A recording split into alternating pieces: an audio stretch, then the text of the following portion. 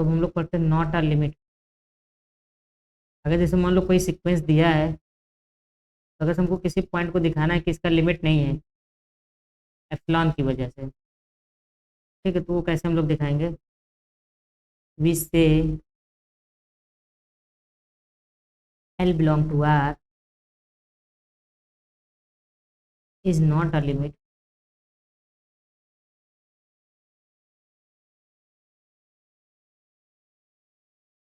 Of x n if for all m belong to natural number there exists epsilon not greater than 0 such that mod of xn minus l is greater than epsilon naught for some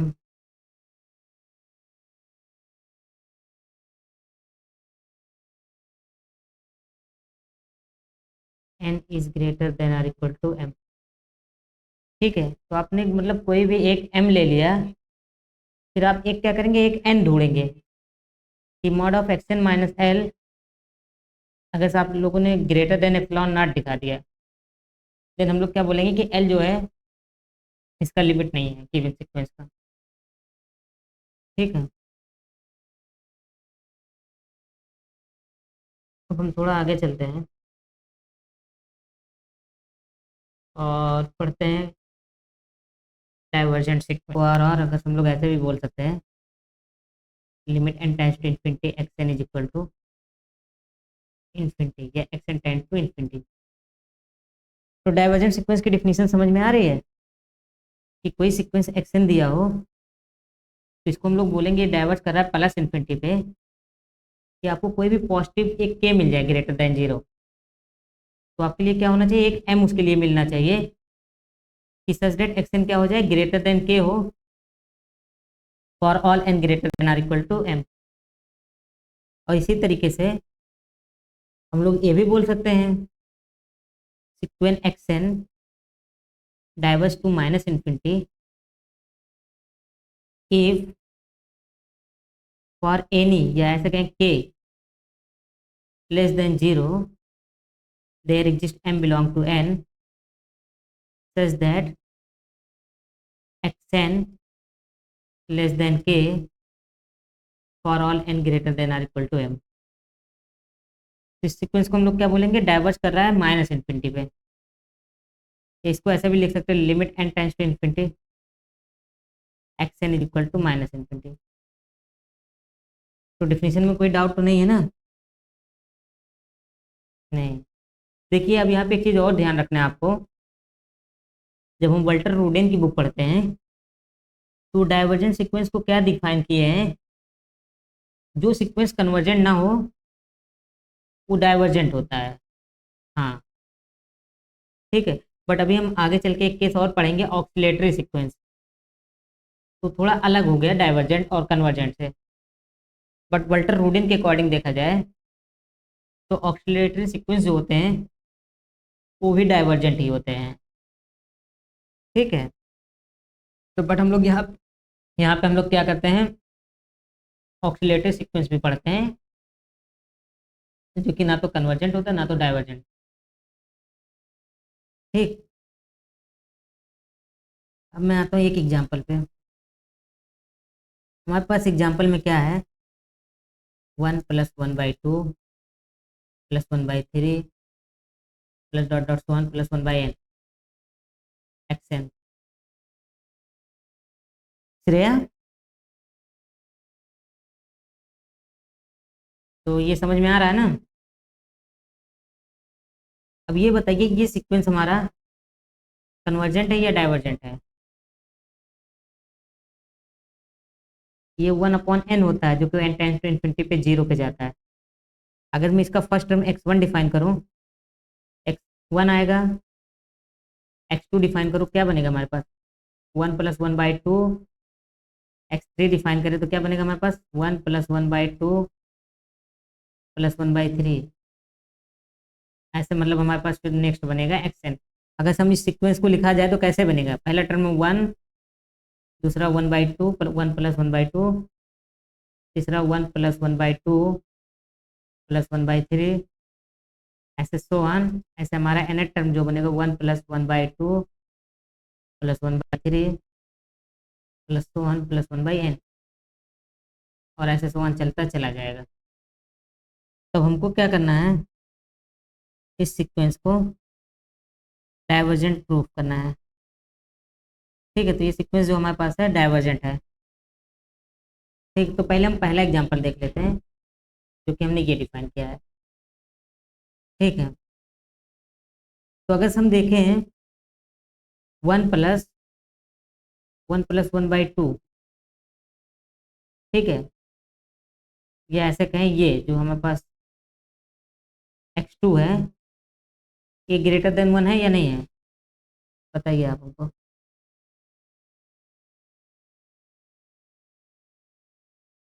है ना। ठीक है, अब इसी के तरीके से अगर हम इसको डिफाइन करें 1 + 1/2 +1/3 +1/4, ये ग्रेटर देन 3 है या नहीं है, सॉरी 3 नहीं 2,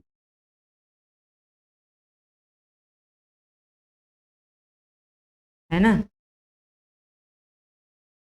और इसी तरीके से अगर हम ऐसे डिफाइन करें 1 + 1/2 +1/3 +1/4 +1/5 +1/6 +1/7 +1/8, ये ग्रेटर देन 3 होगा या नहीं होगा। हम्म, ये दिख रहा है ना कि ग्रेटर देन। अगर मैं यहाँ कहूँ x2 ग्रेटर देन 1 हो गया, यहाँ पे मैं कहूँ x4 ग्रेटर देन 2 हो रहा है, इसको ऐसे भी लिख सकता हूँ 2 की power 2 greater than 2, x3 sorry x8 को हम कैसे लिख सकते हैं 2 की पावर 3, इस ग्रेटर देन 3 हो रहा है कि नहीं, हो रहा है ना। तो इसी तरीके से आप देखेंगे x2 की power k greater than k होगा for all k belong to r। ठीक है, या ऐसे कहें k belong to natural number, sorry, तो जितने भी k नेचुरल नंबर में बिलोंग करेंगे x की पावर 2 k क्या हो जाएगा, ग्रेटर देन k हो जा रहा है। और इससे हम लोग क्या दिखा सकते हैं बताइए आप हमको। देखो अगर हमको कोई भी, हाँ, हमको कोई भी अगर ये कहें अल्फा बिलोंग कर रहा है आर में, क्योंकि हमने डिफिनीशन लिखवाई थी ना, अल्फा लिखवाया था या जो भी आपकी डिफिनीशन में लिखवाया था हमने, के ही लिखवाया था हमने। ठीक है, अगर मान लो के बिलोंग कर रहा है आर में जो कि ग्रेटर देन 0 है, देन हमारे पास क्या होगा, एक्स की पावर सॉरी x2 की पावर ग्रेटेस्ट इंटीजर k+1, ये क्या होने का काम करेगा, ग्रेटर देन के होने का काम करेगा for all n greater than or equal to k के लिए। ये ऐसे कहें सॉरी ग्रेटेस्ट इंटीजर k+1 जो कि हमारे पास क्या है m belong to natural number है। और इससे हमारे पास ये सीरीज सीक्वेंस क्या होगा, भी हम सीरीज नहीं पढ़े तो सीरीज पे नहीं जाएंगे, सीक्वेंस पे ही। तो इस तरीके से हमारे पास क्या होगा, xn tends two plus infinity, so xn is divergent sequence. तो क्या है हमारे पास डाइवर्जेंट सीक्वेंस है। बताइए इसमें कोई डाउट हो तो आप पूछ सकते हो। आगे बढ़े। और दूसरा एग्जांपल हमारे पास क्या है, 2 की power n, x N is equal to 2 की पावर n, फिर x N is equal to n। ये सब डाइवर्जेंट सीक्वेंस है या नहीं। इसको नॉर्मली हम लोग देखेंगे limit n tends to infinity करेंगे, 2 की पावर n कहाँ जाएगा, इन्फिनिटी जाएगा। और इसी तरीके से limit n tends to infinity करेंगे तो n कहाँ पे जाएगा, इन्फिनिटी पे जाने का काम करेगा। अगर यहाँ पे आपको नॉर्मली देखना है कि कोई भी आप ऐसे के बिलोंग कर रहा है रियल नंबर में, सच दैट के ग्रेटर देन 0 होना चाहिए, तो आप इसके लिए नॉर्मली क्या करेंगे, ग्रेटेस्ट इंटीजर के ही निकाल देंगे जो कि m हो जाएगा, और n की वैल्यू जब भी इससे greater than or equal to होगी तो 2 की पावर n क्या होगा,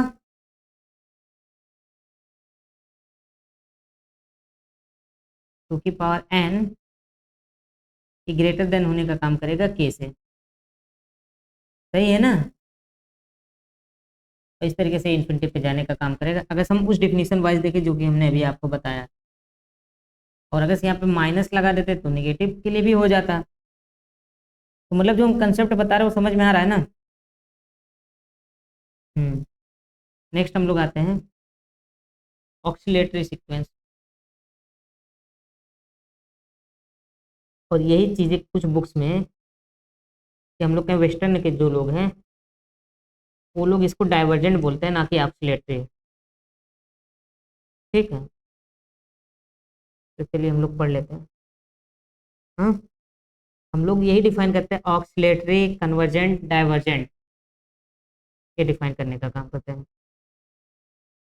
ठीक है, आप वाल्टर रोडेन की बुक पढ़िएगा, उसमें कहीं भी ऑक्सीलेटरी टर्म डिफाइन ही नहीं किया गया है, यूज ही नहीं किया गया है।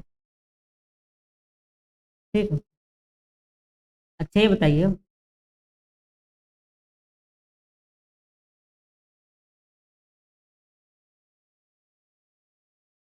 इफ एक्सन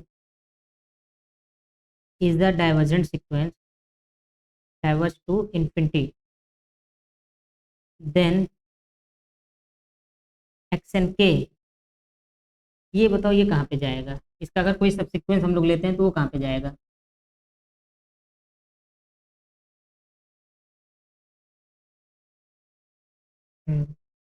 तो any subsequence of a divergent sequence is divergent, any subsequence of a divergent sequence is divergent. जिस तरीके से कन्वर्जेंट सीक्वेंस के सब सीक्वेंस कन्वर्जेंट होते हैं, उसी तरीके से डाइवर्जेंट सीक्वेंस के सीक्वेंस सब सीक्वेंस डाइवर्जेंट होते हैं। ठीक है,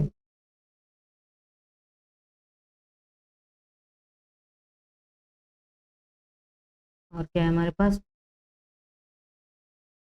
if x n greater than 0 for all n belong to natural number, then xn tends to infinity if and only if 1 upon xn tends to 0। ठीक है, अगर xn greater than 0 हो रहा है for all n belong to natural number, then 1 upon xn tends to कहाँ पे होना चाहिए, sorry xn tends to infinity if and only 1 upon xn tends to 0 होना चाहिए।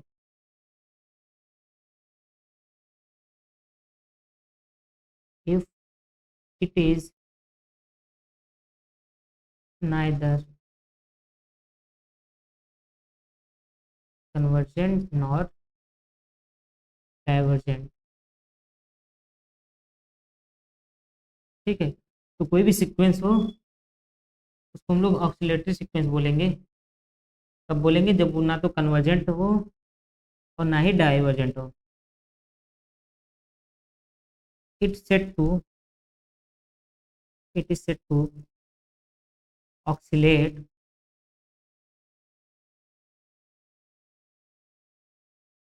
फाइनाइटली और infinitely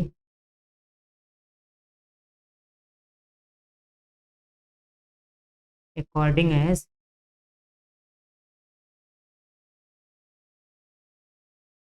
it is bounded or unbounded. ठीक है, अब एग्जाम्पल हमको देखना होगा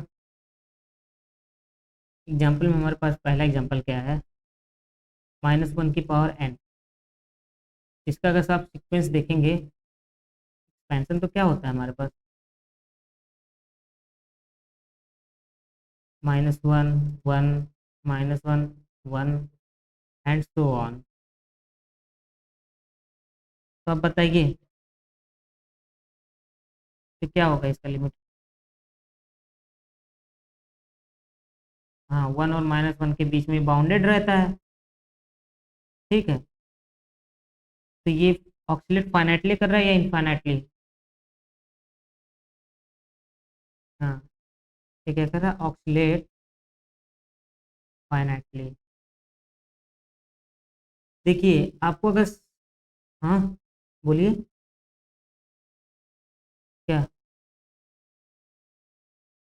हाँ एन, हाँ एन इंटू -1 की पावर एन। तो ये हमारे पास क्या आ जाएगा, ये हमारे पास ऑक्सीलेट करेगा, और कैसे करेगा ऑक्सीलेट, इनफाइनाइटली, है ना। क्योंकि ये बाउंडेड तो है नहीं, एन टेंस टू इन्फिनिटी करेंगे तो प्लस इन्फिनिटी माइनस इन्फिनिटी दोनों जा सकता है। देखिए जब ऐसा कोई सीक्वेंस दिया हो, इसको दो तरीके से डिफाइन कीजिए। एक क्या कीजिए, x2n टेंस टू इन्फिनिटी करने का काम कीजिए, एन टेंस टू इन्फिनिटी कीजिए, ऐसे निकालिए limit, limit n tends to infinity x2n and limit n tends to infinity x2n +1। अगर देखो ये दोनों लिमिट सेम आ गया तो आपका कन्वर्जेंट हो जाएगा। बट अगर डिफरेंट आ रहा है, जैसे कि आप यहाँ पे देखेंगे, एक बार +1 आएगा जब 2n लेंगे, एक बार -1 आएगा, इसका मतलब ये ऑक्सीलेट करेगा। हाँ क्या कह रहे हैं आप? हाँ, ऐसे हम लोग कहें, यहाँ पे हम लोग कंप्लीमेंट्री पेयर ऑफ सब सीक्वेंस निकालने का करते हैं काम, ठीक है। तो हम एक एग्जांपल और दे रहे हैं आपको, xn 2 if n is prime. उसके बाद n अदरवाइज। तब ये बताइए, अब ये जो सीक्वेंस है ये क्या है, डाइवर्जेंट है, ऑक्सीलेटिंग है? हाँ बताइए, क्यों डाइवर्जेंट नहीं होगा?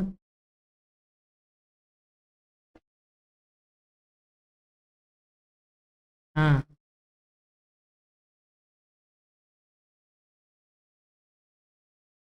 हाँ, अगर हम देखें एक्शन को, अगर हम लोग डिफाइन करें, ये कैसा बनेगा हमारे पास। देखो, जब आपको नॉर्मली यही चीज़ सोचना है, पहले x1 x2 x3 तो वन ऐसे लिखते चले जाना है। अब इसके बेसिस पे हमको क्या करना है, हर एक टर्म का इमेज लिखना है। जैसे x1 है तो यहाँ पे n की वैल्यू 1 है, 1 तो प्राइम नहीं है तो 1 ही आ जाएगा। फिर x2, यहाँ पे n की वैल्यू 2 है, 2 प्राइम है तो 2 आएगा। फिर x3, 3 की वैल्यू प्राइम है तो यहाँ पे क्या आ जाएगा, 2 आ जाएगा। फिर 4, 4 तो प्राइम नहीं है तो 4 आ जाएगा। 5, 5 प्राइम है तो 2 आ गया। 6, 6 हमारे पास क्या है, प्राइम नहीं है तो 6 ही आ जाएगा। ऐसे सो ऑन चलने का काम करेंगे। तो इस तरीके से आप देखेंगे, जब जब प्राइम नंबर्स आएंगे ये वैल्यू हमारे पास क्या आएगी, 2 आने का काम करेगा, ठीक है। और जब हम प्राइम टेंस टू इन्फिनिटी करेंगे तो 2 आता चला जाएगा, 2 टू इनफाइनाइटली मेनी टाइम्स आ रहा है। जब n टेंस टू इन्फिनिटी करें सच दैट क्या हो, xn n tends to infinity such that n is prime, मतलब n क्या हो रहा है, प्राइम नंबर को हम लोग चूज करने का काम कर रहे हैं। तो प्राइम में भी इन्फिनिटी को टेंड करेगा ना, तो ये 2 को टेंड करने का काम करेगा। ये ऐसे कहें 2 ही हमको देगा आंसर। बट जब हम लोग n टेंस टू इन्फिनिटी कर रहे हैं और एन प्राइम ना हो, ठीक है, देन ये कहाँ पे हमारा जाएगा, इन्फिनिटी पे जाने का काम करेगा। इस तरीके से इसका जब एन टेंस टू इन्फिनिटी हम लोग निकालेंगे तो 2 आएगा और इनफाइनाइट आएगा। और इस तरीके से हम इस सीक्वेंस को क्या बोलेंगे, ये तो कन्वर्जेंट नहीं है, डाइवर्जेंट भी नहीं हो रहा है, क्योंकि 2 देखो क्या हो रहा है। अब मुझे कोई भी एक के दे दो, जो भी आपका मन कहे, एक के दो हमको, जो कि ग्रेटर देन 0 हो, बताइए, कोई भी के। आप हमको एक कोई भी के दीजिए। चलो हम लोग ऐसे लेट करते हैं कि एक कोई के ग्रेटर देन 0 है और बिलोंग कर रहा है रियल नंबर में। देन मैं क्या करूँगा, एक एन ऐसा के से बड़ा चूज करूँगा सच डेट एन इज प्राइम हो। बट डाइवर्जेंट हमको क्या बोलता है, अब क्या हो जाएगा, यहाँ पे एक्सन की वैल्यू जो होगी वो क्या आ जाएगी, 2 आ जाएगी, जो कि लेस देन के है। यहाँ पे मैंने के को ग्रेटर देन 2 लिया है। और डाइवर्जेंट हमको क्या बोलता है कि एक फाइनाइट एम के बाद जितने भी एन मिलेंगे, एक्सन की वैल्यू क्या होनी चाहिए, सबके लिए के से बड़ी होनी चाहिए, तो हम एक्सन को डाइवर्जेंट बोलते हैं। तभी हम लोग बोलते हैं ना, अभी डाइवर्जेंट जब हमने डिफिनीशन पढ़ा था ये चीज़ हमने देखा। बट यहाँ पे देखो अब क्या हो रहा है कि एक एन ऐसा हमको मिल जा रहा है जो कि एम से बड़ा है, सच दैट एन क्या है, प्राइम है। और ये क्या हो रहा है, ये लेकिन के से छोटा होने का काम कर रहा है एक्स एन, तो डाइवर्जेंट की कंडीशन को होल्ड नहीं कर रहा है, तो डाइवर्जेंट भी नहीं है, तो ना तो कन्वर्जेंट हुआ ना तो डाइवर्जेंट हुआ। ये सीक्वेंस हमारा कैसा है, ऑक्सीलेटरी सीक्वेंस है। इसमें कोई डाउट हो तो बोलिए आप लोग। हो गया ना क्लियर? हाँ हाँ, यूनिक लिमिट पॉइंट भी है। हाँ, बहुत ही काम का एग्जाम्पल है ये। तो ऐसे हम बहुत सारे एग्जाम्पल बना सकते हैं ना, जो कि हमने शुरुआत में ही आपको बताया था। अब हम लोग क्या करते हैं, मोर अबाउट लिमिट पॉइंट पढ़ते हैं, थोड़ा सा और लिमिट पॉइंट के बारे में और कन्वर्जेंट डाइवर्जेंट के बारे में पढ़ने का काम करते हैं। हाँ, वो तो फर्स्ट क्लास में ही हमने बताया था, कांस्टेंट सीक्वेंस तो हमने फर्स्ट क्लास में ही बताया था ना।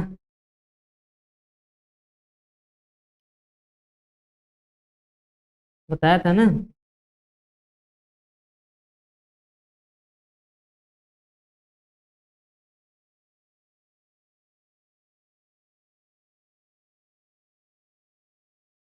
देखिए, पहला हमारे पास क्या है, if a sequence is monotonic,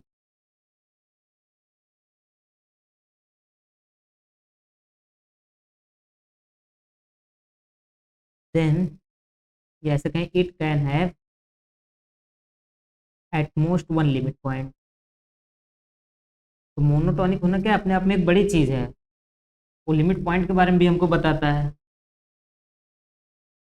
eight most one limit point. अगर कोई सीक्वेंस मोनोटॉनिक हो रहा है तो उसके पास कितने लिमिट पॉइंट हो सकते हैं, eight most one. A bounded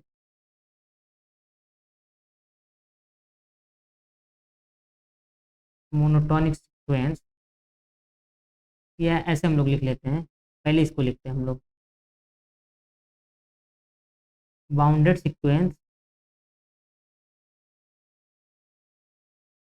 with one limit point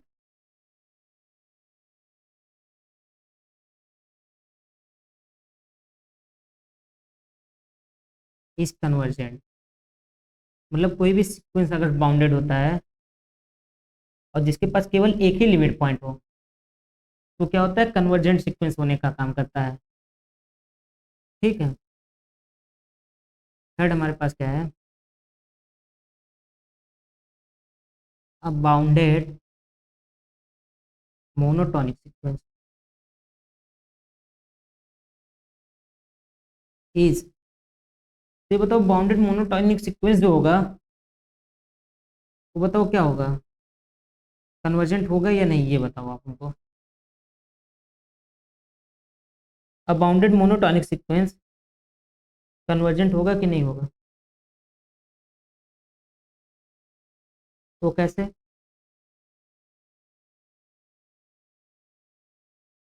bounded monotonic sequence, यहाँ पे हमने ये नहीं बोला कि बाउंडेड बिलो हो रहा है या बाउंडेड अबव, बाउंडेड है तो बाउंडेड तो होएगी ना। हाँ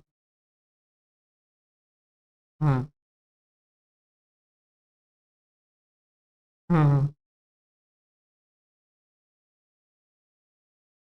हम्म, इन्फिनिटी अगर कोई सीक्वेंस नहीं जा रहा है तो उसको हम लोग कन्वर्जेंट बोल देते हैं। देखो, हमने इसके पहले दो चीज़ें पढ़ाई थी, आप जितनी चीज़ें पढ़ाई उतनी सोचेंगे आपका आंसर मिल जाएगा। एक हमने वेल्जानो वायर स्ट्रॉस थ्योरम बताया था, उसने क्या बोला था कि कोई भी बाउंडेड सीक्वेंस होगा उसके पास एटलीस्ट वन लिमिट पॉइंट होगा, कम से कम एक होगा ना, गारंटी करता है। अगर सिर्फ बाउंडेड सीक्वेंस है तो इसके पास एक लिमिट पॉइंट कम से कम होगा। ये चीज़ हमारे पास आ रहा है कि नहीं, कम से कम वन लिमिट पॉइंट। और अगर मोनोटॉनिक है तो इसके पास ज़्यादा से ज़्यादा कितने लिमिट पॉइंट हो सकते हैं, बताइए। एक हो सकता है, तो कम से कम एक, ज़्यादा से ज़्यादा एक, इन दोनों को मिलाओगे तो क्या बनेगा, एग्जैक्टली एक लिमिट पॉइंट होगा ना।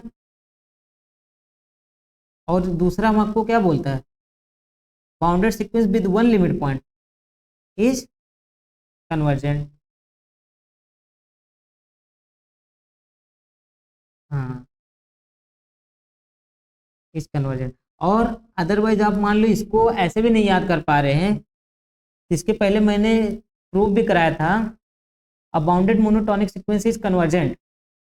अगर वो इंक्रीजिंग होगा तो अपने सुप्रीमम पे कन्वर्ज करेगा, डिक्रीजिंग होगा तो अपने इन्फीमम पे कन्वर्ज करेगा। ये भी हमने लिखवाया, सॉल्व कराया कि नहीं, बताइए आप। इसके पहले ही हमने ये सॉल्व कराया था ना।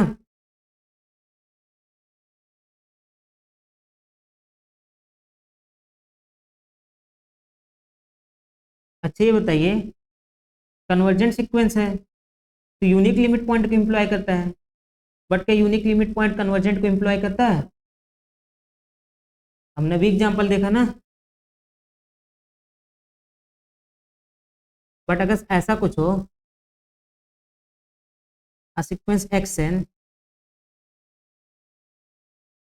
is bounded with unique limit point, तो क्या हो जाएगा, कन्वर्जेंट होगा कि नहीं।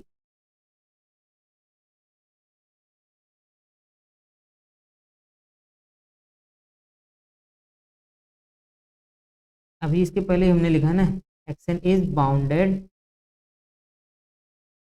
and has unique limit point, यानी क्या हमको इम्प्लाई करेगा, कन्वर्जेंट। और यहाँ से इफ एंड ओनली बोल सकते हैं कि नहीं,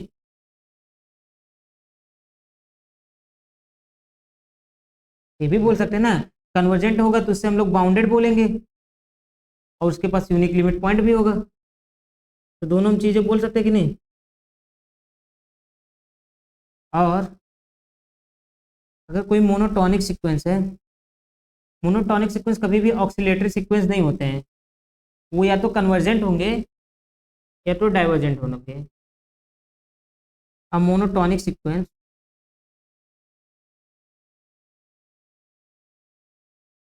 is convergent if and only if bounded. अब देखिए इसमें आपको थोड़ा सा ध्यान देना है, जो लास्ट लाइन हमने लिखा है। अच्छा, क्या इससे आप ये इंप्लाई कर रहे हो, अगर कोई सीक्वेंस कन्वर्जेंट है तो मोनोटॉनिक होगा, क्या ये चीज़ आप एम्प्लॉय कर रहे हैं? नहीं ना। हम सिर्फ ये बोल रहे हैं मोनोटॉनिक सीक्वेंस कन्वर्जेंट होगा तो बाउंडेड होगा, और bounded plus monotonic implies that convergent. ठीक है, तो ऐसा नहीं होगा कि कन्वर्जेंट है तो मोनोटॉनिक हो। ठीक है, यहाँ तक कोई डाउट हो तो पूछ सकते हो आप लोग।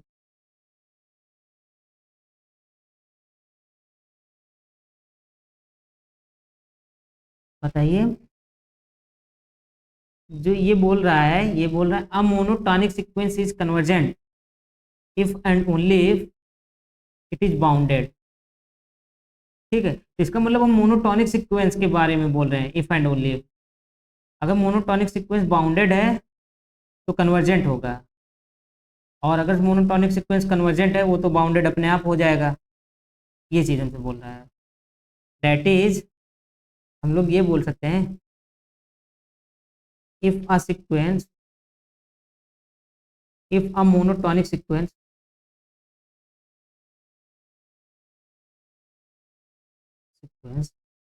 is not bounded implies that xn is divergent sequence। ठीक है,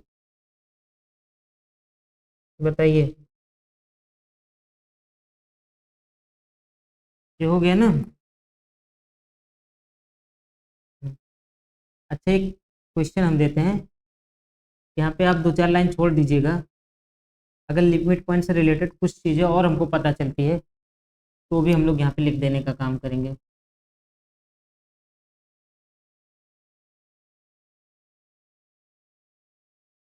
ऐसा हम लोग लिखते हैं, if x2n comma xpn and x2n+1, यहाँ पे p क्या है, where p is prime and p not equal to 2 are convergent subsequence of xn, then xn is a convergent sequence। ये ट्रू या फॉल्स, इसको आप बताइए। तो बताइए क्या हम लोग बोल सकते हैं। एग्जाम्पल के लिए एज हम कहें कि अगर हम ऐसा कुछ लेते हैं, x2n x3n and x2n+1 are convergent subsequence of xn, then -1 की पावर n। उसको आप देखिएगा, x2n एंड x2n+1 ये कन्वर्जेंट होते हैं, बट x3n शायद ना हो। ठीक है, तो चलो इसके हम सॉल्यूशन को देखते हैं।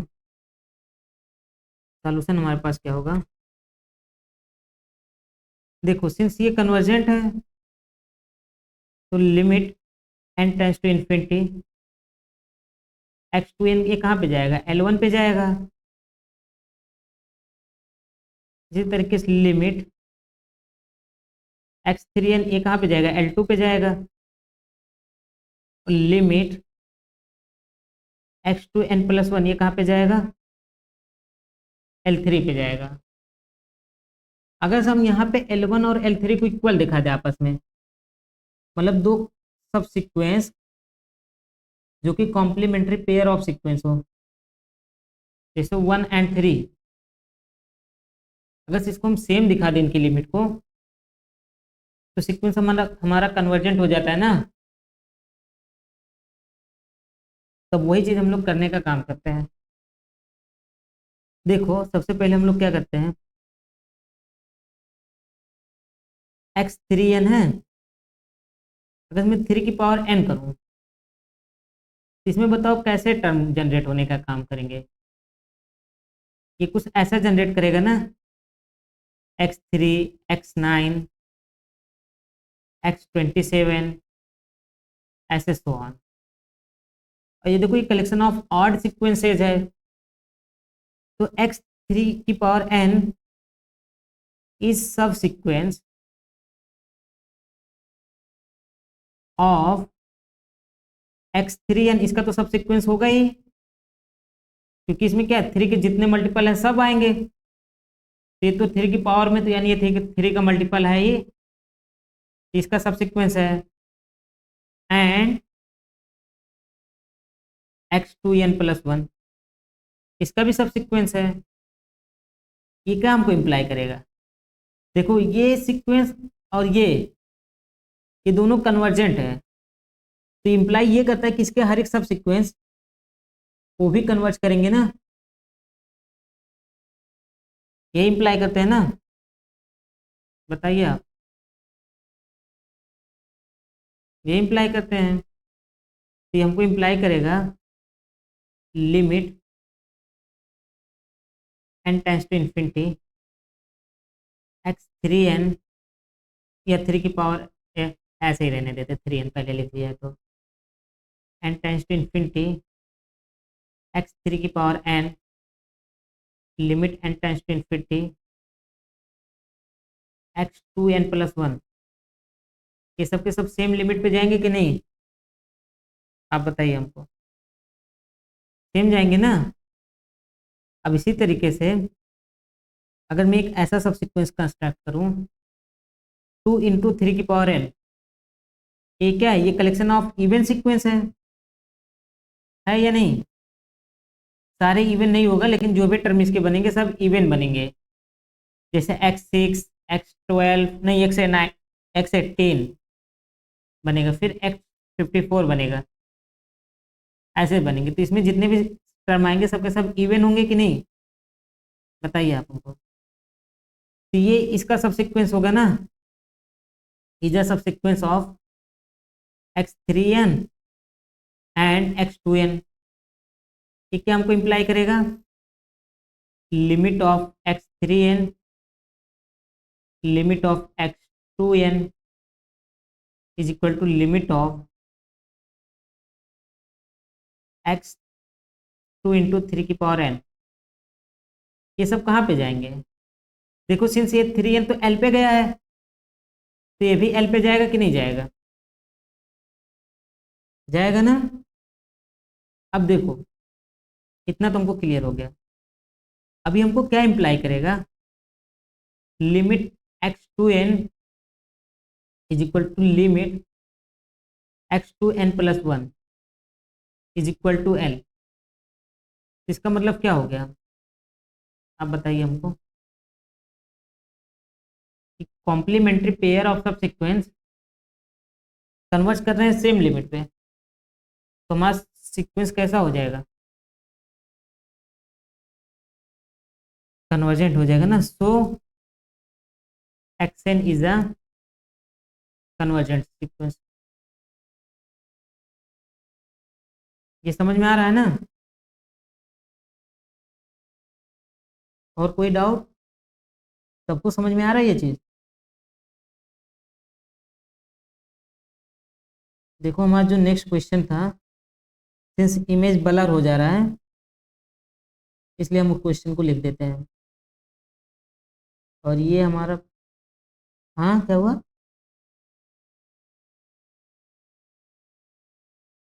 अच्छा अभी भेजे हैं,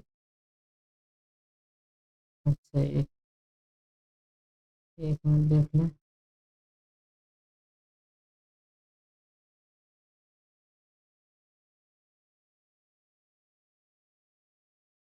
अच्छा ठीक है, ठीक है, अभी उसको हम देखते हैं, बताते हैं।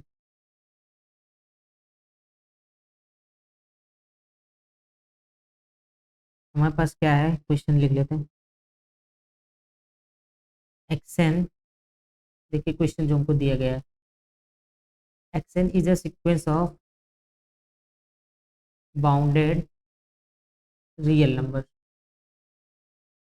दैट्स मीन एक्सन कैसा हो गया, बाउंडेड सीक्वेंस हो गया, such that limit n tends to infinity x n does not exist.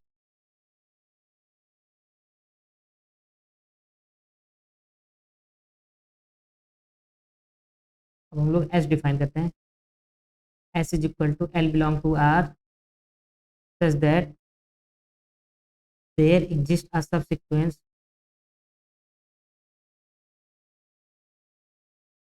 Of action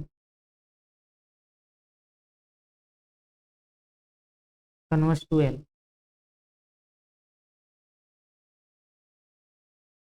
अब इसके बाद हमारे पास चार ऑप्शन है।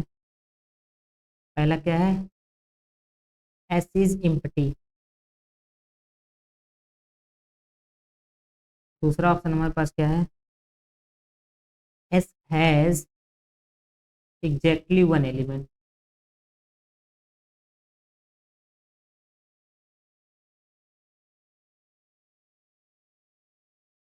थर्ड ऑप्शन हमारे पास है, S has at least two element.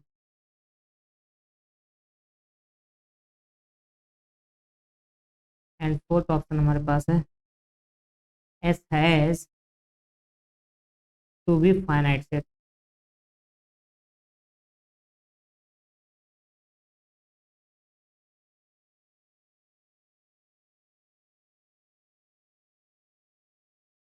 ठीक है,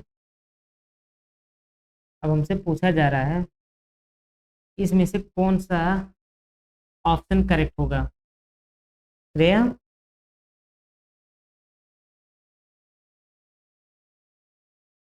तो बताइए आप लोग, इनमें से कौन सा ऑप्शन करेक्ट होगा। टू वाला S has at least two element. और बाकी के ऑप्शन, ये पार्ट सी का क्वेश्चन था जो कि CSIR में पूछा गया था।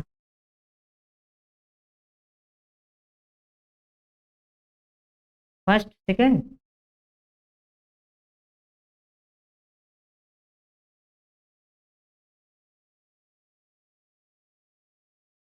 क्वेश्चन को थोड़ा ध्यान से सोच लीजिए, देन बताइए।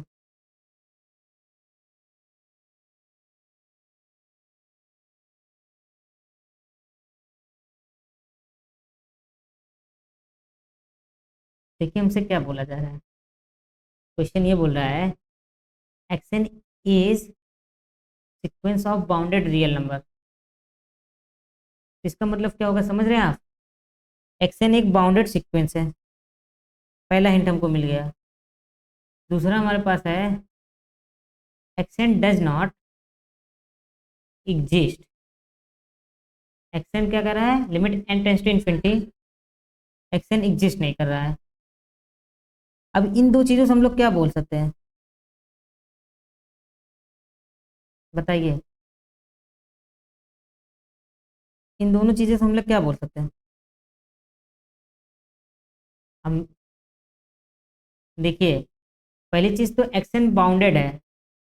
अगर बाउंडेड हो गया, जितना हमने ऑक्सीलेटरी और डाइवर्जेंट और कन्वर्जेंट डिफाइन किया है, तो डाइवर्जेंट के लिए क्या होना चाहिए था, प्लस इन्फिनिटी या माइनस इन्फिनिटी जाना चाहिए था। बट ये बाउंडेड है, तो डाइवर्जेंट कभी नहीं होगा एक्शन, भले भी एग्जिस्ट ना करे n tends to infinity, but वो डाइवर्जेंट नहीं होगा। ठीक है, तो इस बाउंडेड है, पहला चीज़ हमको पता चल गया।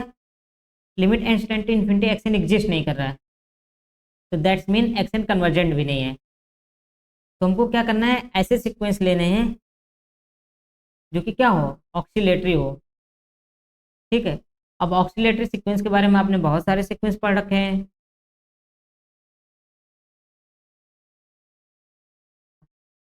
हाँ, -1 की पावर n, तो यहाँ पे देखेंगे 1 एंड -1 इसके लिमिट पॉइंट्स हैं। तो इस तरीके से आप देखोगे एस इज इम्पटी, कि मतलब ऐसा कोई एल मिलेगा ही नहीं उस एक्शन के लिए। बट एक्शन के लिए ऑलवेज देखो बाउंडेड बोल दिया है तो कम से कम एक लिमिट पॉइंट होगा, ये सही है कि नहीं? और अगर केवल एक ही रह गया तो हमारा सीक्वेंस कन्वर्जेंट हो जाएगा, बट ये बोलता है कि कन्वर्जेंट भी नहीं हो सकता है। तो कम से कम दो लिमिट पॉइंट चाहिए हमको, बाउंडेड प्लस दो लिमिट पॉइंट कम से कम। तो इस तरीके से हमारे पास क्या होगा, एस इज एम्प्टी, ये तो क्रॉस हो गया। देखो जितना हमने पढ़ा है उसी से लग रहा है ना। फिर S has exactly one element, अगर एस के पास एग्जैक्टली वन एलिमेंट होगा दैट्स मीन ये क्या हो जाएगा, कन्वर्जेंट। देन ये तो एग्जिस्ट करना चाहिए था, बट एग्जिस्ट नहीं कर रहा है, तो ये भी फॉल्स हो गया। अब बचा हमारे पास ऑप्शन 3 या 4, या तो दोनों ट्रू हो सकते हैं या दोनों में से कोई एक। 3 तो ऐसे ट्रू हो रहा है, S has at least to element, इसके पास कम से कम दो एलिमेंट होने ही चाहिए, ये तो हम लोगों ने स्टेटमेंट से ही बोल दिया है। बट क्या S has to be finite set, मतलब जितने उसके लिमिट पॉइंट निकलेंगे सबके सब फाइनाइट सेट ही आएंगे, ये बताइए।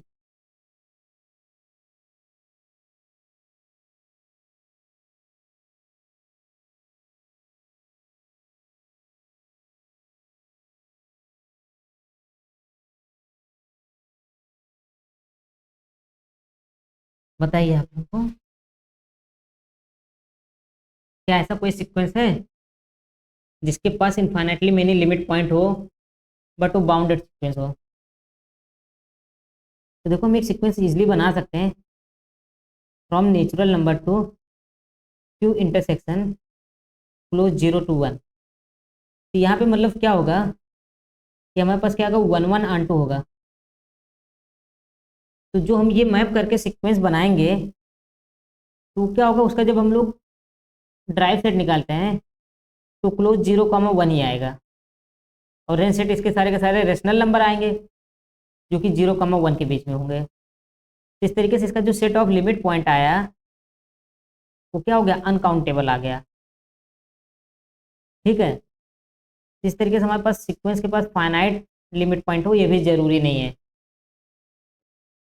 एक कंडीशन को फुलफिल कर रहा है ना, ये बाउंडेड सीक्वेंस है और limit n tends to infinity x n ये एग्जिस्ट भी नहीं कर रहा है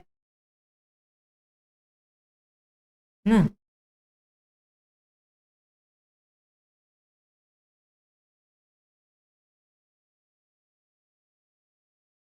ठीक है, समझ में आ रहा कि नहीं रही मुझे? इस तरीके से आपके पास जो गिवन सीक्वेंस है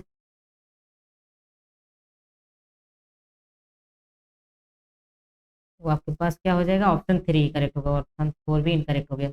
अभी तक देखो आपने सही बताया था आंसर, जब शुरुआत में आपने आंसर बोला था इसका ओनली 3 बोला, बट जब मैंने ये बोल दिया पार्ट सी का है और CSIR में आया है तो आपने जबरदस्ती दो ऑप्शन करेक्ट बोल दिया,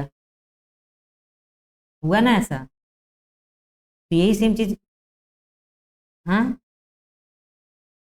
पार्ट सी का ही क्वेश्चन है। तो यही चीज हम लोग गलती करते हैं,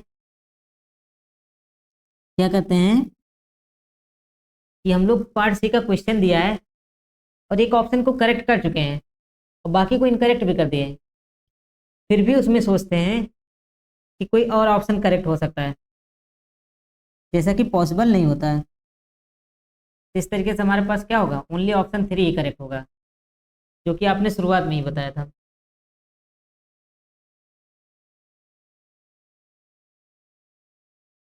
हाँ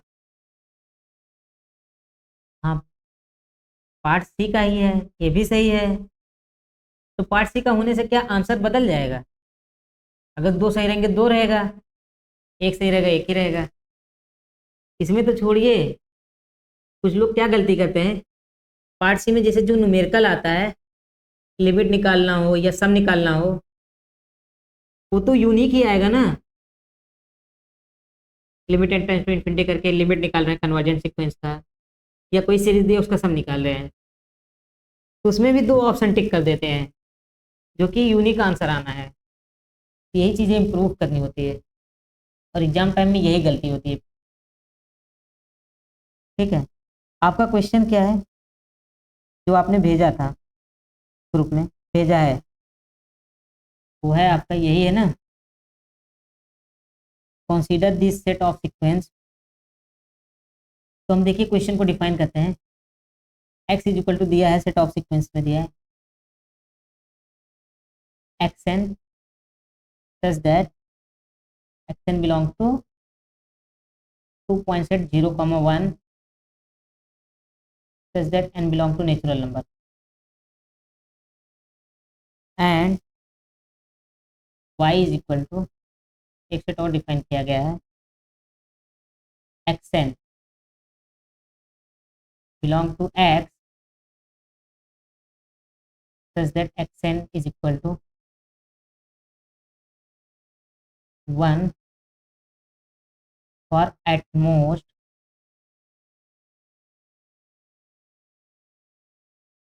फाइनाइटली मेनी एन।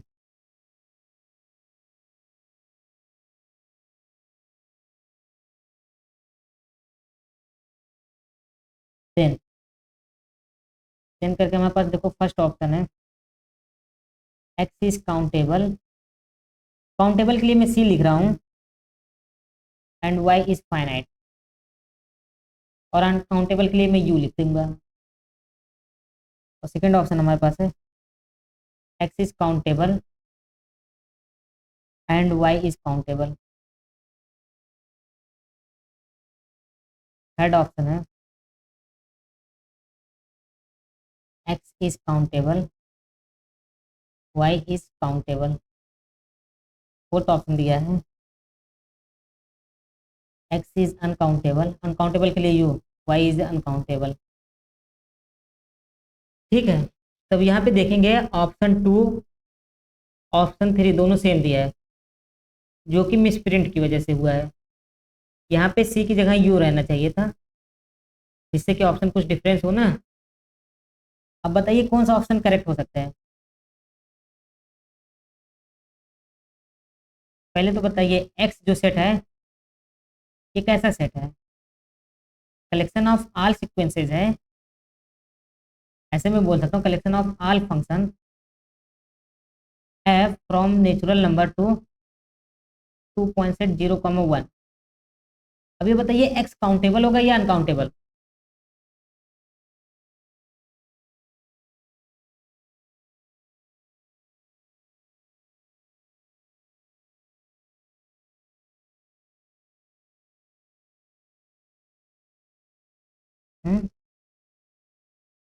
अनकाउंटेबल होगा बट कैसे।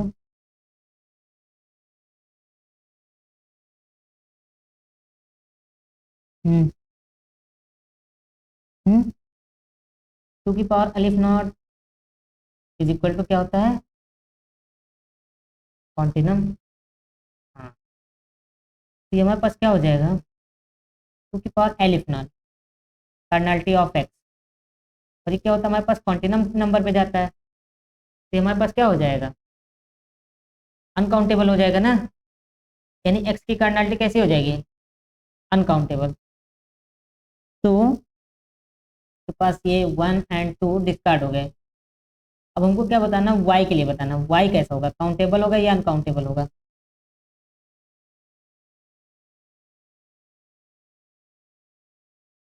हम्म हाँ, सिंस वाई को देखो हम क्या करेंगे, फाइनाइट सेट से हम लोग निकाल सकते हैं।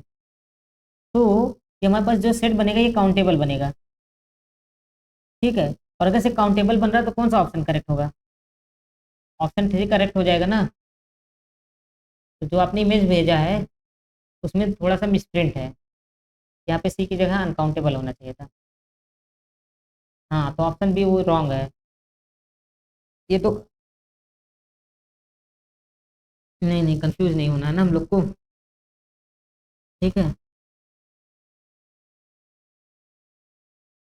चलिए अब हम लोग आते हैं थोड़ा सा आगे। अभी आप लोग के पास 10-15 मिनट है ना। हम्म अभी इंपॉर्टेंट टॉपिक्स पे आ रहा है कि लिमिट कैसे निकालना है, क्योंकि बहुत सारे ऐसे क्वेश्चंस आते हैं जिसमें सिर्फ और सिर्फ लिमिट निकालना होता है। मेथड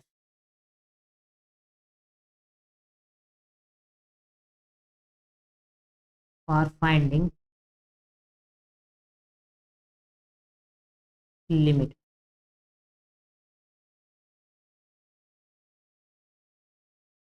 तो सबसे पहले हम लोग जो पढ़ते हैं वो सैंडविच थ्योरम, या फिर इसको स्क्वीज थ्योरम बोलते हैं। सैंडविच और माउस ट्रैप। हाँ, हाँ से जारो थ्योरम भी है, बट इसको नहीं बोलते ना। हाँ, स्क्वीज थ्योरम। देखिए अभी आप CSIR पे आ रहे हैं, आप या तो LT ग्रेड पे आ रहे हैं, जहाँ पे भी आपको सीक्वेंस में लिमिट निकालना हो, आपको हर एक थ्योरम को जानना चाहिए लिमिट निकालने का, या तरीके को जानना चाहिए। ठीक है, हमारे पास if xn yn and zn are sequences of real number,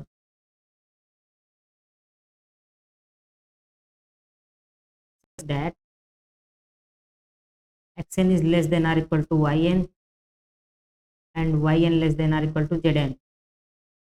ये पहला काम है। दूसरा हमारे पास क्या हो, and limit n tends to infinity xn is equal to limit n tends to infinity zn is equal to l, implies that limit n tends to infinity yn is equal to l हो जाएगा हमारे पास। ठीक है,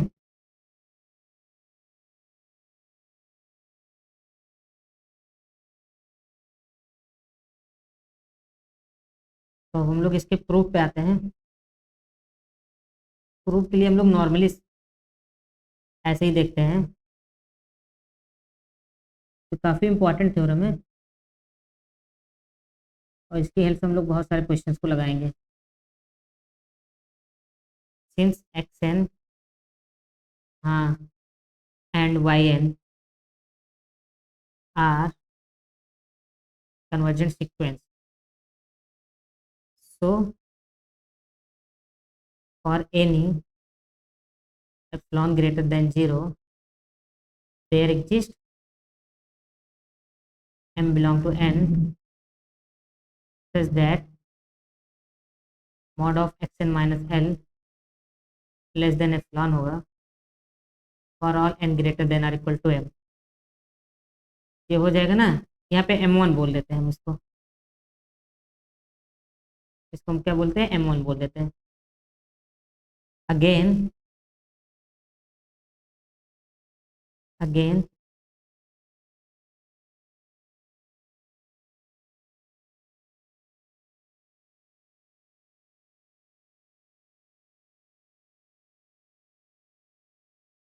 for yn there exists m2 belong to n for any epsilon greater than 0 such that mod of yn minus l less than epsilon for all n greater than or equal to m2।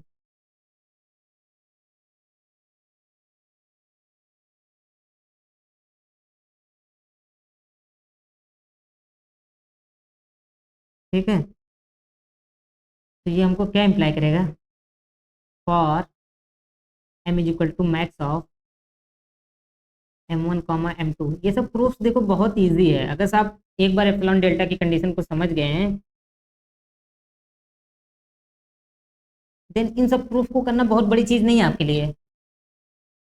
तो आपके पास क्या होगा, ये दोनों condition hold हो जाएगा for m greater than or equal to m के लिए ना, क्योंकि हम लोग मैक्सिमम ले रहे हैं, वो तो दोनों के लिए होल्ड होगा। तो हमारे पास क्या हो जाएगा, देखो xn, सॉरी यहाँ पे zn हमको लेना था ना, yn तो इनके बीच में आ रहा है, तो zn हमको लेना है ना, जो डिफाइन किया था हमने सीक्वेंस, याद है ना, तो zn बना दे रहे हैं, तो zn हो जाएगा। तो xn is greater than or equal to l minus epsilon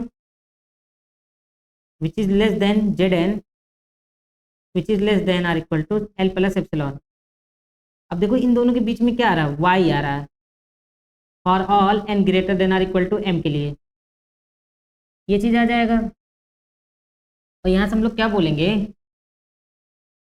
कि y n minus l modulus के साथ less than epsilon for all n greater than or equal to m। और यही तो कन्वर्जेंट सीक्वेंस की डिफिनीशन है। वाई एन अगर mod of y n minus l less than epsilon हो for all n greater than or equal to n के लिए, m के लिए, देन हमारे पास ये जो सीक्वेंस होता है ये क्या हो जाता है, कन्वर्जेंट हो जाता है। अब देखो इससे रिलेटेड हमको एग्जांपल्स देखने हैं जो कि सीरीज के फॉर्म में एग्जाम में आता है, या और भी तरीके से हम लोग लगा सकते हैं। जैसे कि हमारे पास जो फर्स्ट क्वेश्चन है, x N is equal to है 1/n² n+1 plus 1/n² plus 2 plus so on 1 मिनट 1/n² प्लस n। अभी दिखा? ठीक है, तो हमको देखो इसकी लिमिट निकालनी है। तो देखो जब भी ऐसे क्वेश्चन आए, मेनली ऐसे ही टाइप का क्वेश्चन बनता है सैंडविच से, जो कि आपके एग्जाम में आता है। बट इसके हेल्प से और भी हम बहुत तरीके के क्वेश्चन सॉल्व कर सकते हैं।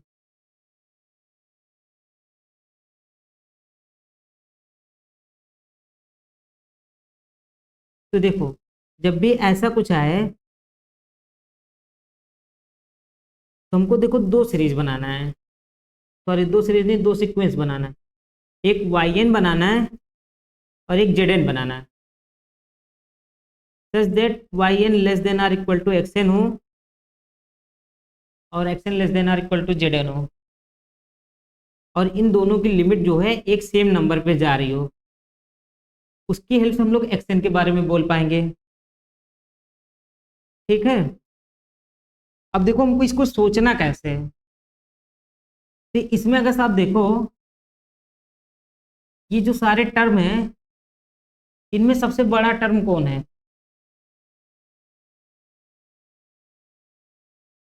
बता सकते हैं कौन सा है? फर्स्ट वाला है ना, 1/n² + 1।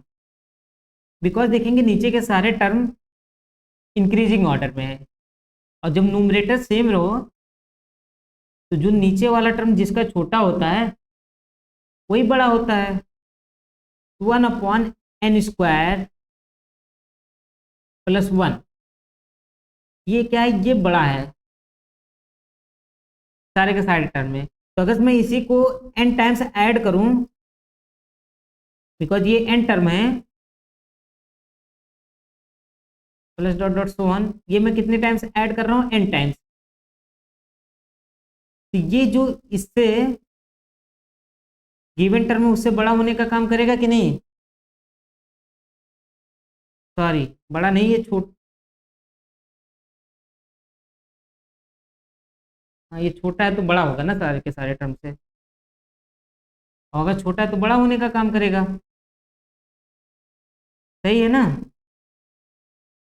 तो बीच में हम क्या करते हैं, एक्सएन को लिखते हैं जो कि बड़ा होगा। देखो सबसे छोटा टर्म ये है, तो अगर इसको हम एन टाइम्स ऐड करें तो क्या होगा, इसका जो भी सम बनेगा इन सबसे तो छोटा होने का काम करेगा ना।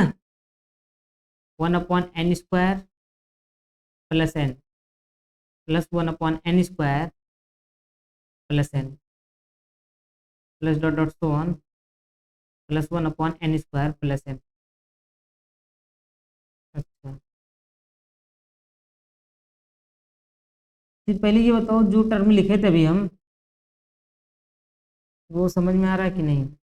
अभी भी नहीं दिखा, शायद दिख रहा हो। आप देखिए एक बार, दिखा? तो क्या इसमें कोई डाउट है कि क्या बता रहे हो आप, किससे लेस हो सकता है?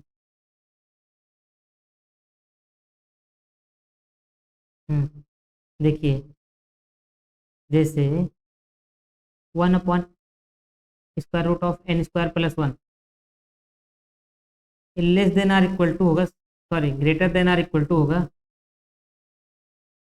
एन स्क्वायर प्लस 2 इससे बड़ा होगा कि नहीं होगा, बताइए आप। हो जाएगा ना। इसी तरीके से फिर से अगर मैं ऐड करूँ यही सेम टर्म, तो इसमें ऐड करूँ 1/n² + 3, तो फिर से ये बड़ा होने का काम करेगा कि नहीं, greater than or equal to.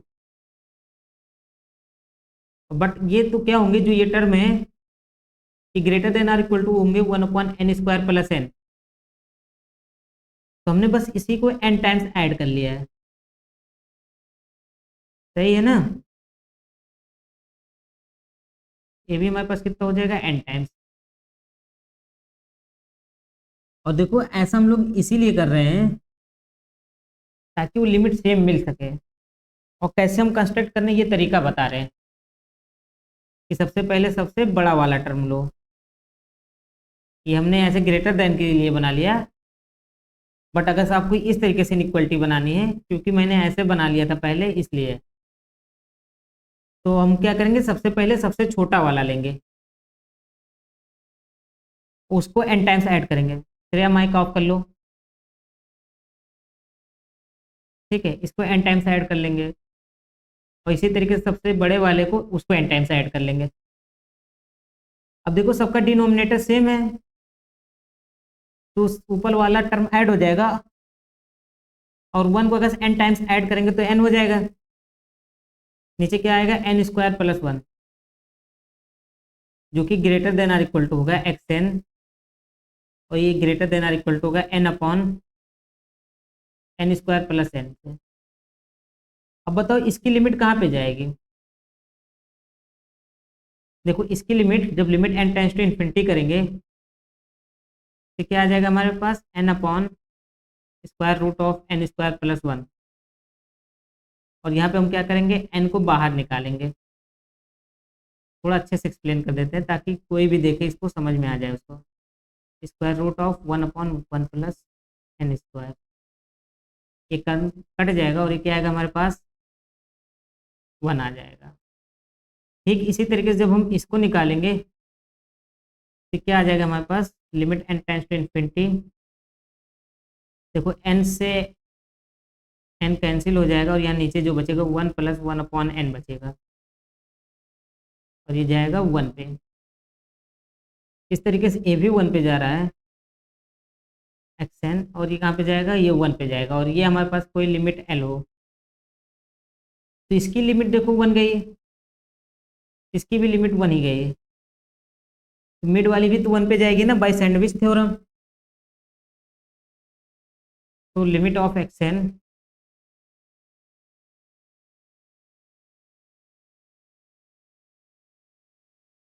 = 1। इसमें कोई डाउट है।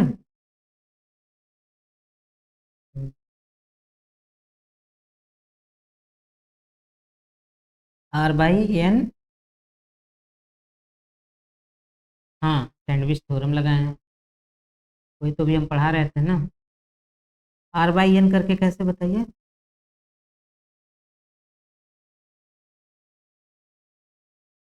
n टर्म लिख लिए, ठीक है। n टर्म तो हमको दिया ही है, वही तो दिया था n टर्म। अच्छा, आप ऐसा कुछ कह रही है ना, जैसे कि इसको दिया था समेसन n = 1 to n, ऐसा कुछ दिया था ना, 1/k = 1 to n n² + k, ऐसा कुछ दिया था ना।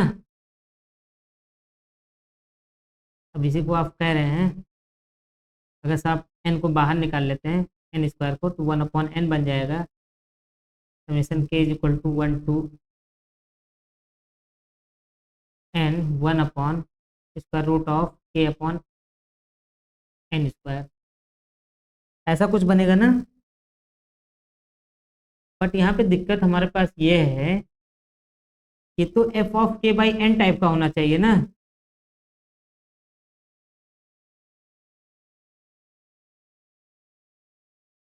बट क्या ये f(k/n) टाइप का है, तो हम तो नहीं कर पाएंगे ना ऐसे भी। आगे चल के हम ऐसे क्वेश्चन को भी डिस्कस करेंगे कल या परसों तक। ये इसको भी हम डिस्कस करेंगे। आप इसको कर सकते हैं अगर से ऐसे कुछ दिया हो, summation k is equal to 1 to n 1 upon square root of n plus के टाइप का, इसको आप ऐसा कर सकते हैं। बट यहाँ पे दिक्कत आ जाएगी कि n आपके पास बाहर आना चाहिए ना, इसलिए हम लोग इसको कह सकते हैं n स्क्वायर के स्क्वायर। अब इसको आप कर सकते हैं अपने तरीके से जैसा आप सोच रहे हैं। ठीक है, तो अब आप लोग के लिए एक होमवर्क है, ट्राई कीजिएगा और लिमिट बताइएगा क्या आएगा। तो क्या है, 1 अपॉन 1 प्लस n की power lambda plus, first question का थोड़ा ऑर्डर हमने दूसरे तरीके से लिख दिया है, ऐसे लिखते हैं n+2 की power lambda plus so on 1 upon n+n बोले या 2n बोले की power lambda such that lambda is greater than 1। इसकी लिमिट बतानी कि ये कहाँ पे जाएगा। एक मिनट अभी आ रहा है।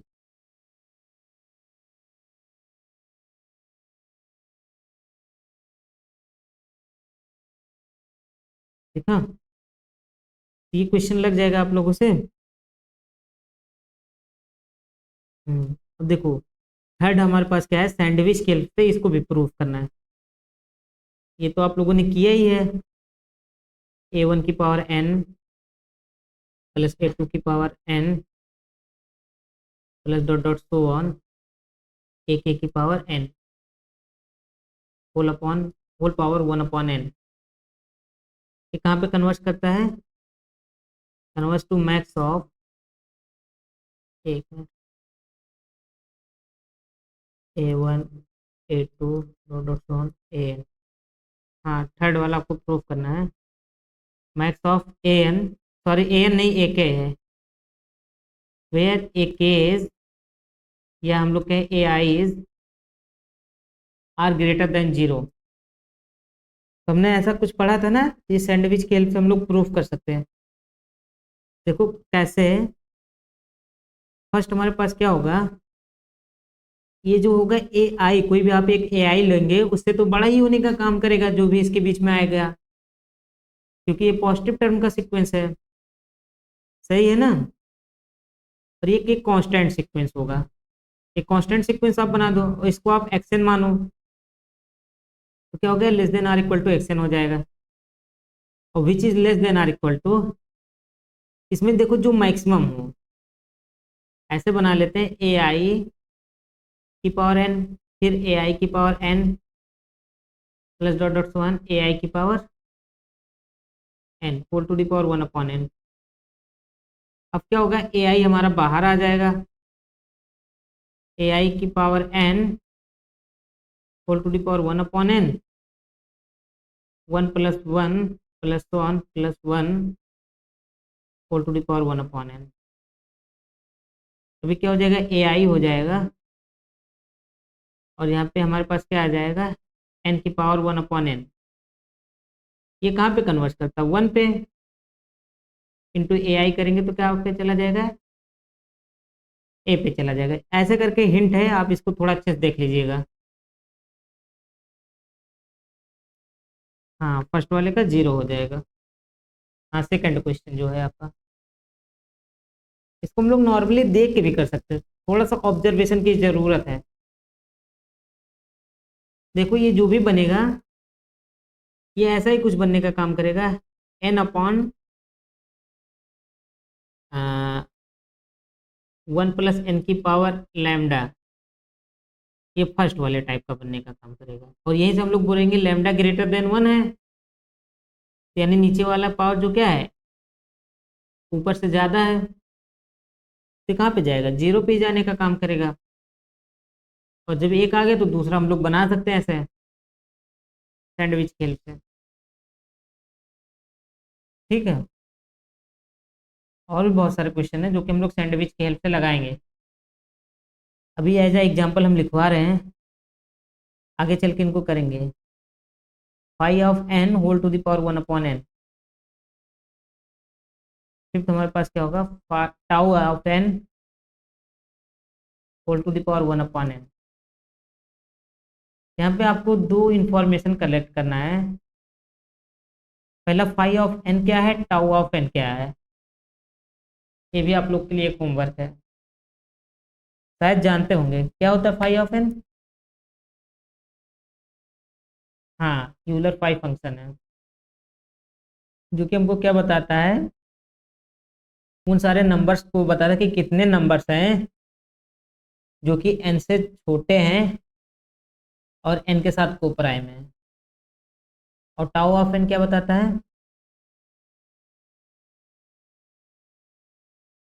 नहीं, ये हमको बताता है कितने ऐसे नंबर्स हैं जो कि एन को डिवाइड कर रहे हैं। Number of divisors of n बताता है। तो आज अभी इतना ही रहने देते हैं, कल इसके आगे हम लोग चलते हैं। और लिमिट से रिलेटेड जितने भी क्वेश्चंस की लिमिट निकालने हैं उनको इसी वक्त लगा के ख़त्म कर डालते हैं। बोलिए, बोलिए।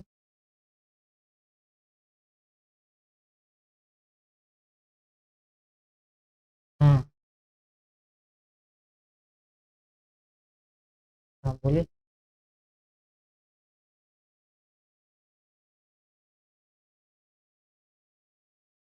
ये आपका क्वेश्चन क्या है, एक्सएन बोल लीजिए is convergent sequence in R, ठीक है, and y n is a bounded sequence in R, ठीक है। Then we can conclude that, बोलिए ऑप्शन क्या है first, x n plus y n is a convergent sequence, ठीक। पॉसिबल, वेल पॉसिबल पूछा है या ट्रू पूछा है हमेशा, वी कैन कंक्लूड बोला है ना, तो यानी कि ट्रू के लिए पूछा है। और दूसरा ऑप्शन क्या है, x n plus y n is a bounded, उसके बाद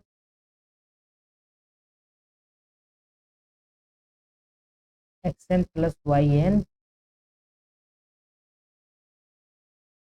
has a no convergent subsequence, उसके बाद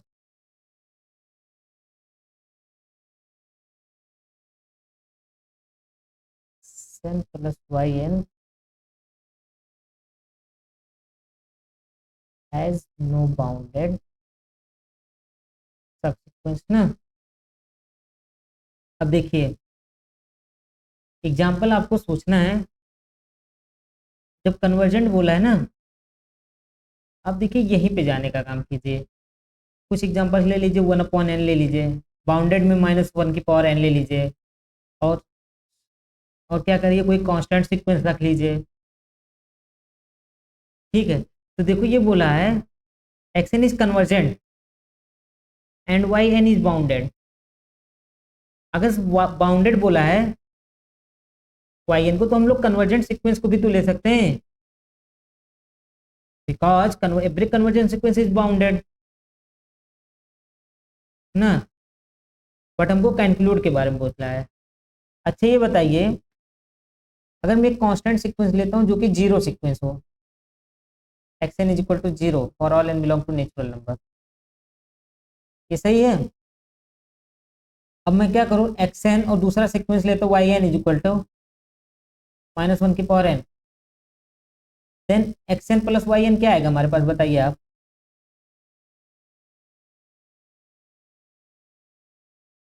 बताइए। बाउंडेड नहीं, सीक्वेंस क्या बनेगा मुझे ये पहले बताइए।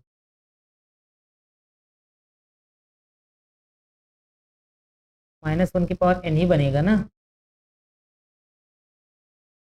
अब देखो, पहला ऑप्शन आपके पास क्या, x n plus y n convergent होना चाहिए, ये तो फॉल्स है।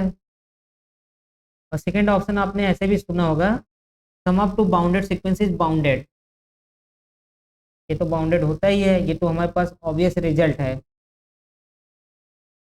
ठीक है, इसको कैसे प्रूफ कर सकते हैं पता है आपको,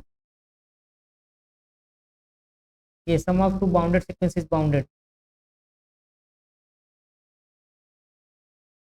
एग्जाम्पल से कर सकते हैं, बाकी ऑप्शन डिस्कार्ड हो जाएंगे, बट अगर आपसे एक बार ये पूछा जाए तो ये भी आप देखिएगा, क्योंकि अभी आपके पास टाइम है इन सब चीज़ों को देखने का। तो हम आपका देख रहे हैं, आपका कैलकुलेशन अच्छा है, आप लिमिट्स निकाल ले रहे हैं, आप लगभग रिजल्ट को रिमेंबर रख रहे हैं, बट अब इनके थोड़ा सा प्रूफ पे भी सोचिए। अगर इतनी सब कुछ चीज़ें आपकी हो गई, नहीं प्रैक्टिस कीजिए, और जो हल्के फुल्के प्रूफ हो कम से कम उनको सोचिए।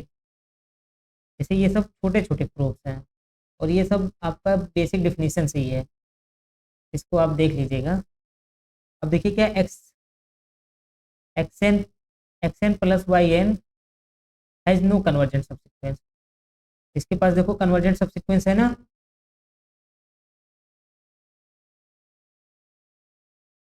नहीं सब सीक्वेंस तो कन्वर्जेंट होते हैं ना। अगर से इसके पास लिमिट पॉइंट आ रहे हैं 1 और -1 है, तो एक सब सीक्वेंस ऐसा जरूर होगा जो कि 1 पे कन्वर्ट करेगा, और एक -1 पे, ये जरूर होता है। जो लिमिट पॉइंट आ रहा है उसके लिए आपको एक सब सीक्वेंस मिलेगा, हाँ तो कन्वर्ट करेगा ना। देखो सीक्वेंस कन्वर्जेंट ना हो जरूरी नहीं है, बट उसका सब सीक्वेंस कन्वर्जेंट हो सकता है। डाइवर्जेंट के केस में होता है कि सीक्वेंस डाइवर्जेंट होना चाहिए, और अगर देखो ये बाउंडेड हो गया तो उसके पास कम से कम एक सब सीक्वेंस जरूर मिलेगा जो कि उसके लिमिट पॉइंट पे कन्वर्ट करेगा। इस तरीके से आपका ऑप्शन 3 डिस्कार्डेड है। और x n plus y n has no bounded subsequence, अभी हमने बोला ना इसका आप निकालोगे तो एक बाउंडेड सीक्वेंस 1 वाला आ जाएगा, एक -1 वाला, तो आपका ऑप्शन 4 भी डिस्कार्डेड है, तो आपका option 2 correct option. I hope समझ में आ गया होगा आपको ये।